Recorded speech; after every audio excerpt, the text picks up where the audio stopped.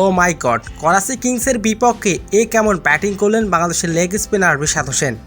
Bat হাতে এদিন করলেন বাজিমাত। করাচি কিংসের বিপক্ষে ব্যাট হাতে এদিন অবিশ্বাস্য এক ইনিংস খেললেন তিনি। রিশাদের এমন বিধ্বংসী ব্যাটিং দেখে অবাক সবাই।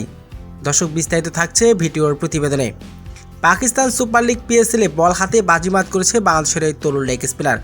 তবে এদিন করাচি কিংসের বিপক্ষে খেলতে নেমেছে রিশাদের দল লাহোর কালান্দার্স। টসে জিতে এদিন আগে ব্যাটিং করতে নেমেছে লাহোর কালান্দার্স। শুরু থেকে এদিন দুর্দান্ত খেলতে থাকেন লাহোর কালান্দার্সের দুই ওপেনার। এদিন 10 ওভারে 5 উইকেট হারায় 70 রানের মাথায়। এরপর ব্যাটিংয়ে আসে বাংলাদেশের leg spinner Rishad Hossain. Bat হাতে এদিন করেছেন বাজিমাত। রিশাদের 4 ছক্কার তাণ্ডবে এদিন বড় পুঁজি পান লাহোর কালান্দার্স। লাহোর কালান্দার্সের হয়ে এদিন সর্বোচ্চ রানের জুটি করেছেন তিনি। করাচি কিংসের বিপক্ষে এদিন মাত্র 35 বলে 80 রানের বিধ্বংসী এক ইনিংস খেলে রীতিমতো সবার নজর কেড়েছেন।